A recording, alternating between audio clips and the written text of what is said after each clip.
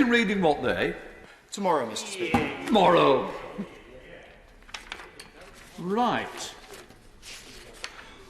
We now come to the first Opposition Day motion in the name of the Leader of the Scottish National Party on the Scottish Parliamentary General Election and Scotland's constitutional future.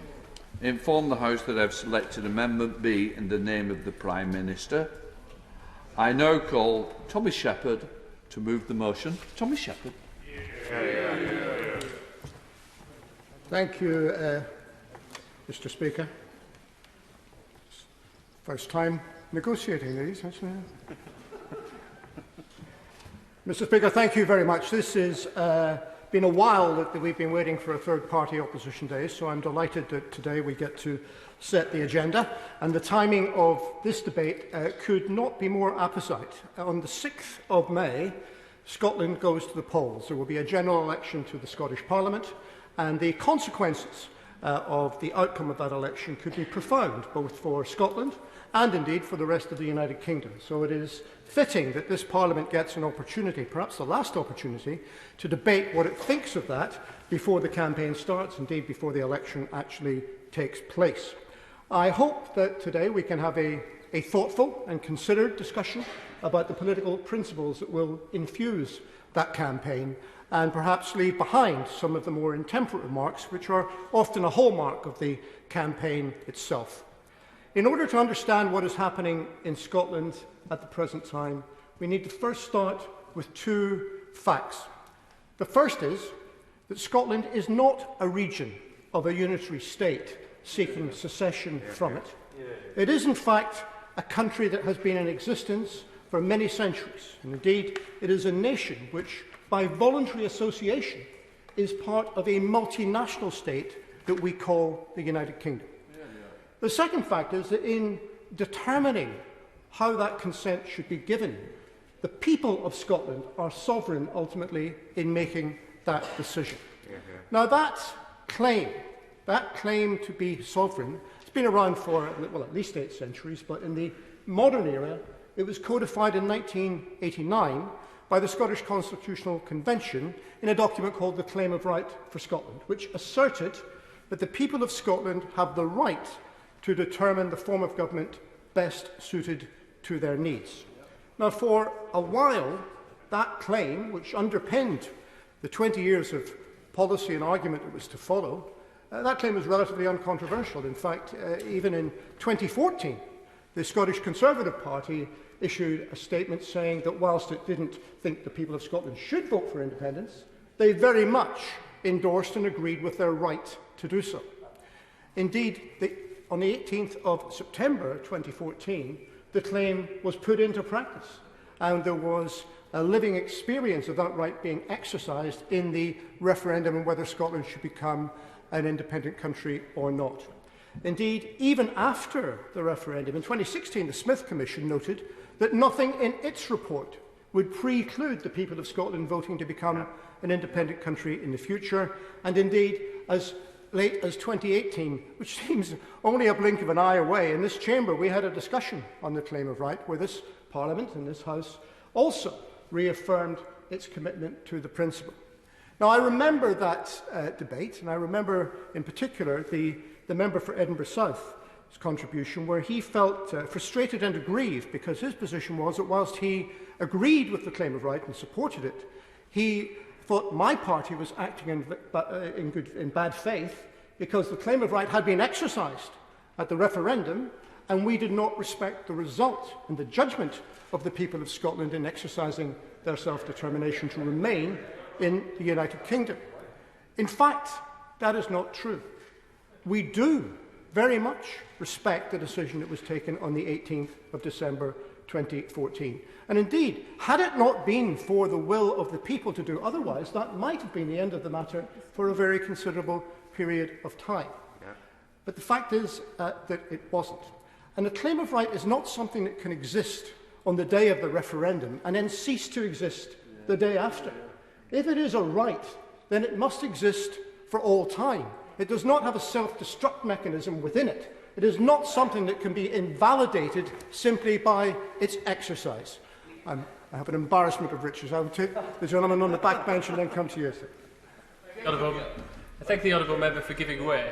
I wonder if, while he's recalling all of these different examples where people have discussed the claim of right, if he remembers in the 2014 referendum when the leader of his party said that it was a once-in-a-generation referendum.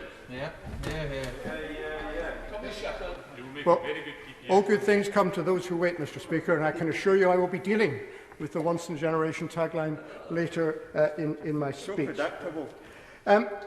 The question, if we talk about referenda and whether or not referenda should take place, the question will arise, who should make the decision? And if we believe in the will of the Scottish people to choose their own destiny, then the answer to that can only be that it should be the people of Scotland themselves who take a decision on whether or not they have another referendum. Now, I accept that there needs to be a debate about how do you gauge the opinion of the people of Scotland, by what democratic mechanism can they express their view. Well, in democratic societies, we quite often do that by using the electoral process and the process of voting. And in 2016, that is exactly what happened. My party went to the election in 2016, not, Mr. Speaker, saying there must be another referendum and we disrespect the decision that was taken 18 months forward, but we went to the polls saying it looks like things are beginning to happen in the UK which will change the whole nature of the options available to people, and there may be circumstances in which it would be legitimate and proper to go forward and reconsider that question again in a second referendum. That was the mandate that we were given by the people of Scotland in 2016. Now, that was 6 weeks before the Brexit vote in the UK, and no one could have anticipated what was going to unfurl in the years after that May 2016 general election in Scotland. What happened was that people in England voted by a small majority to leave the European Union, and in Scotland by a much larger majority to stay in the European Union. Overall, the vote was such that there was a narrow majority to leave, and the British government began the process, the tortuous process, of extricating the United Kingdom from the European Union. A process made all the more difficult and painful, I believe, by the decision of the government not to try and accommodate any of the wishes of the people on the losing side of the argument, and to seek the maximum possible dissociation from the European Union. And that is what happened, and we remember the agonising twists and turns in that process. And as 2018 moved into 2019 and we watched this process unfold, two things became quite clear, Mr. Speaker. The first is that the opinion of the people of Scotland in this matter was to be completely disregarded. And unlike in other parts of the United Kingdom, where there was an attempt to try and make the decision that was being implemented fit the aspirations of the people who lived there, there was no such attempt in Scotland. Certainly, I'll take it. But the fact remains that Brexit has happened, so an independent Scotland would have to apply to join the EU, leaving aside whether it would be wise for Scotland to replace a union with a country which is right next door to it, with a union with a country or a body which is hundreds of miles away. Why do you think that Spain, with its problems of Catalonia, would ever facilitate Scotland rejoining the EU?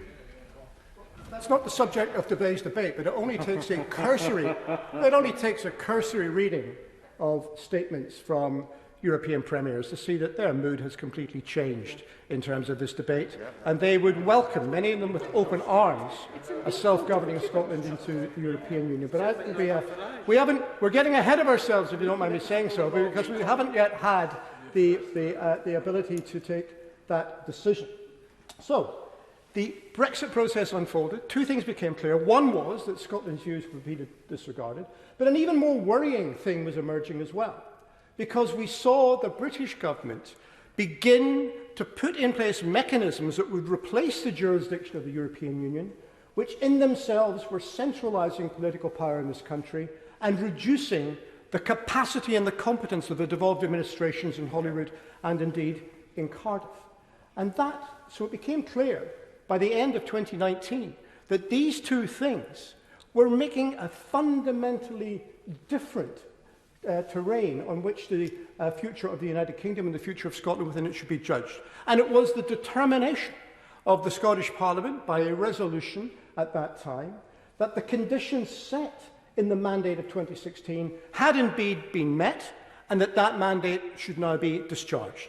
And therefore, the Scottish Parliament voted and applied to the British government for a Section 30 order to begin the process of having a further referendum. The response by the Prime Minister was fast and furious, and he dismissed it out of hand. And we were about, Mr. Speaker, to get into an argument about this when the world literally turned upside down, and a small microbe brought humanity almost to its knees. And as COVID-19 raced across the globe and brought many parts of our economy and society to its knees and ground to a halt, the Scottish Government, rightly in my view, took the decision to shelve any preparations or any plans it would have for a further referendum until that matter was dealt with. Had that not happened, had the pandemic not happened, we might well be having a very different discussion here today. But we are where we are, and where we are, Mr. Speaker, is 51 days away from the Scottish general election, at which the existing mandate will expire. And that is why, at that election, my party and others will be seeking a new, fresh mandate from the Scottish people in order to assert their right to choose whether or not they wish to remain in a post-Brexit Britain, or whether Scotland's fortunes are better served by having a choice in becoming a self-governing, independent European country. Now, that is what will be at stake in the 2021 election. And unlike 2016, the mandate we seek will not be conditional or have qualifications or be reliant on things that may or may not happen. It will be unconditional, without qualification, and it will be front and centre on page 1 of our manifesto. And I think it's a racing certainty, they can tell me if I'm wrong, I think it's a racing certainty that the inverse proposition will be front and centre in the Conservative manifesto as well. So we can be sure of one thing, and that is that there will be a full and frank debate about this question, and a vote will be taken on May the 6th, 2021. I'll give it. I'm very grateful to the honourable gentleman giving way. He obviously said page 1 will refer to independence. I wonder if page 2 will go back to what Nicola Sturgeon referred to as the focal point for her premiership, which was education, and whether or not we could have the OECD's review into the curriculum for excellence before the May elections rather than after, so the people of Scotland have on record the Scottish National Party's record on education since they took over in 2007. I am more than happy that the record of the Scottish Government should be judged by the people on May the 6th as well. Independence and the referendum is not the only thing we shall be voting on. But that is a government, an SNP government that's been in power now for 14 years. And what it does seems to go down rather well with the people of Scotland. And I very much look forward to their judgment on May the 6th on that question. If you don't mind, I think I'm... Okay, quickly, and then I'll have to make some progress. I thank the honourable member for giving way. He's seeking a new mandate. The honourable member's party is seeking a new mandate on the 6th of May. Therefore, if they don't get the majority that they're seeking, will he therefore rule out that the SNP won't try again to seek to provide a divisive second referendum? Mr. Speaker, everything we do is subject to the will of and endorsement by the people of Scotland. So obviously, if they don't want to take a particular course of action that we're recommending, that is what will not happen. And if the Conservatives win on May the 6th, I accept there will not be a referendum. I hope they will accept that if we win, there will be, and it will be legitimate for that to happen. Because we need to consider, I'm going to make some progress if you don't mind. We need to consider what this House, what this Chamber's response would be to that likely outcome. I don't take anything for granted. The campaign hasn't started, not a single vote has been cast, and I don't take anyone's vote for granted. We will be arguing right till 10 o'clock on polling day on this. But I think people will want to know what would be the reaction of this Parliament here in Westminster if they were to take a decision saying they wanted to have that choice again. And that is why I think we need to be very careful in this campaign about the language that is used by different opponents in this process. Because the way it's described will in itself condition how people vote on May the 6th. And I say that the only legitimate and proper and democratic response that could be made is to say, we disagree with the decision you've taken, but we respect your right to take it, and the British government will therefore cooperate with the Scottish government in trying to deliver on the wishes of the people freely and democratically expressed at the ballot box. That would be the reaction I would hope to see. The only possible other responses are to say either that process of the election is not a sufficient democratic event to allow the choice of the people to be gauged, and therefore we won't accept it, in which case those making that argument have to say what would be the mechanism by which people can resolve to go forward in this matter, or they have to say, well, it doesn't matter what the result was because we don't respect that that's a decision for you to make. And in doing that, that would be rejecting the claim of right, that would be rejecting the right of people in Scotland to make a choice, and it would take us into uncharted territory, because that would move the United Kingdom from being a multinational state built on the cooperation and consent of the people who live in its component parts to being a state based on coercion of people throughout its borders in order to comply with things, even if they disagree with it. And that would be a completely different territory to go to. I'm going to make this the last one because I'm going to have to get on. Well, gentleman, for giving way, and I'm quite surprised that actually he hasn't mentioned independent polls, because he used to like to do that, especially when today shows that 57% of people would vote against separation. Could he just elaborate to this House why he thinks and what he attributes the change of mind from the Scottish people to? I didn't mention polls because I would have thought it's too obvious, isn't it? I mean, we had 22 polls in a row that gave a majority support for independence. So I think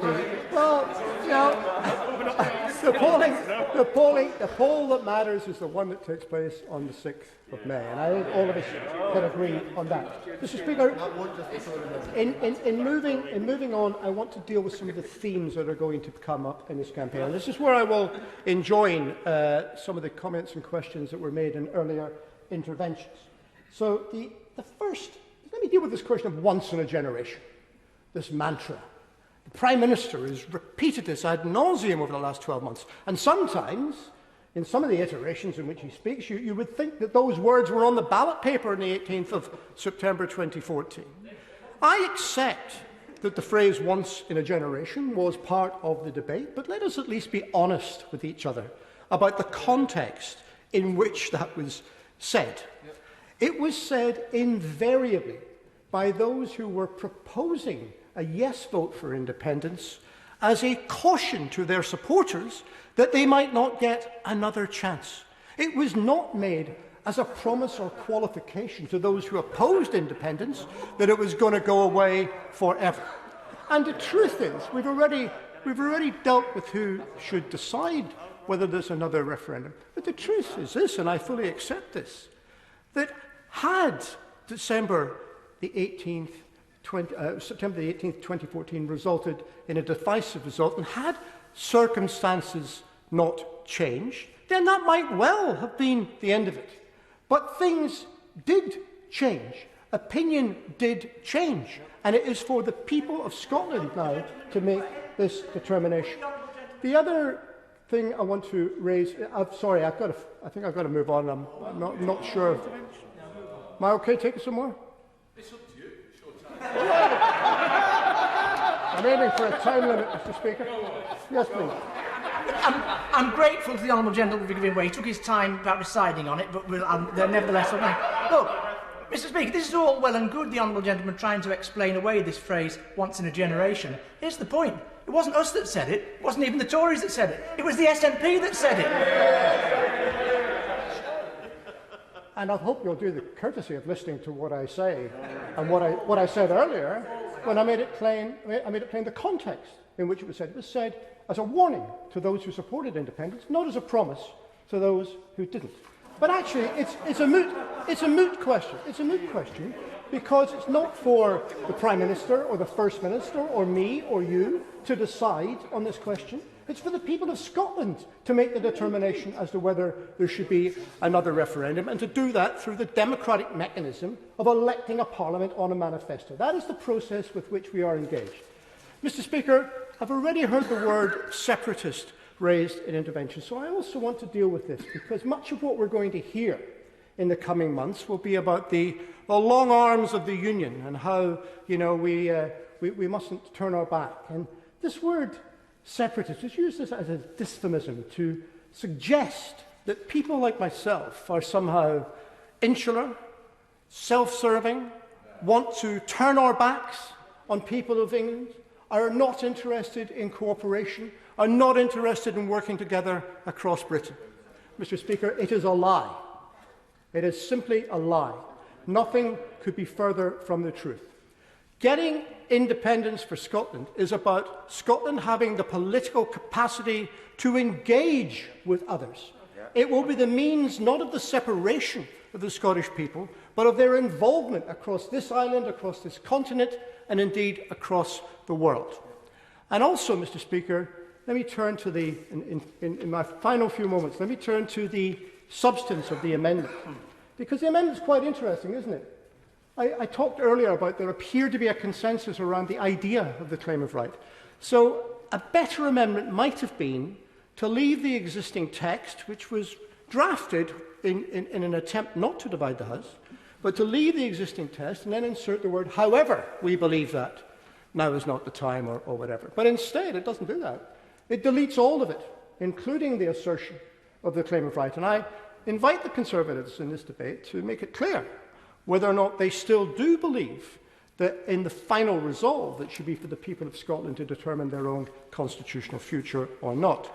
I won't take an intervention because they'll be speaking very, very shortly. But the whole premise of this amendment is to say that it is impossible to consider these matters now because of the pandemic which we are all facing and because of the misery and concern that has caused, and that it would be a distraction. Well, let's be entirely clear about this. No one, and I mean no one, is suggesting that we have a referendum campaign during the pandemic. We will have to have it. We will have to have it. I tell you now, no one is suggesting that. We will have to have that put behind us and be moving into a recovery phase before that can happen. I'm sorry. Quickly then. Interested to what the honourable gentleman said, because his leader, the Right Honourable Member for Roscommon and Lochaber, has said an independence referendum could be held this year. The Scottish National Party have put aside £600,000 of party funds to fight a referendum campaign this year. Are they wrong, or is the honourable gentleman wrong? If it's possible to have it later this year because the pandemic is over and we have moved beyond it, then I would welcome that. I don't speculate on whether it's the end of this year or the beginning of next year. The principle I'm advocating is that we will not be launching or fighting a referendum campaign whilst the pandemic is still extant and whilst we have the restrictions, the social restrictions on people that are mandated by the public health emergency. That is a fact. And I'll tell you for no other reason. I don't want to ask people in Scotland about their future through the medium of a computer screen. I want people to be engaged in this debate as friends and as strangers in workplaces, in pubs, in parks. I want them talking about this energised in the way that they were in 2014. And that is not possible by having some sort of mega Zoom meeting to try and conduct this debate. So yes, we will be having the referendum campaign once we have dealt with the pandemic and are moving into the recovery phase. But here's the final point. Because as we go into the recovery phase, everyone should understand this, that far from the debate about a referendum or independence being a diversion from dealing with the pandemic and recovering from it, far from that, the process by which we are governed and the type of country we build and develop post-COVID are intimately linked. They are two sides of the same coin. If we want to see in Scotland a sustainable, green, resilient economy which delivers for the communities of Scotland, then we will need the powers and capacity of independence to be able to marshal and direct the country's capital to that end.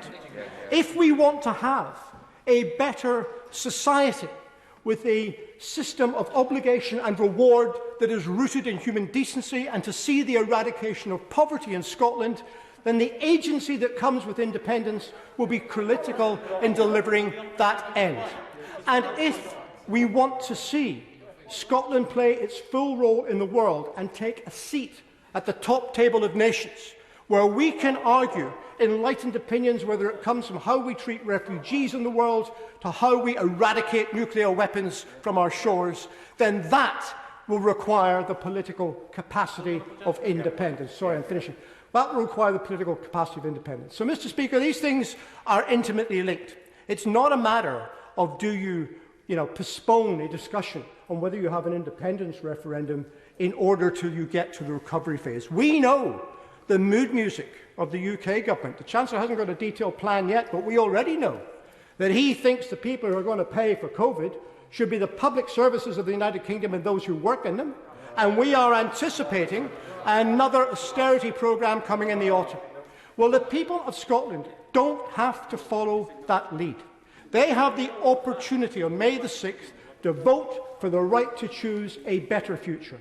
And after this long, tragic, miserable year of dealing with COVID-19, I think that provides hope on the horizon which people will respond to and people will vote for. And this House will need to get used to the idea. The question is as on the order paper. I'm going to call Minister David Jewett to move the amendment in the name of the Prime Minister. David.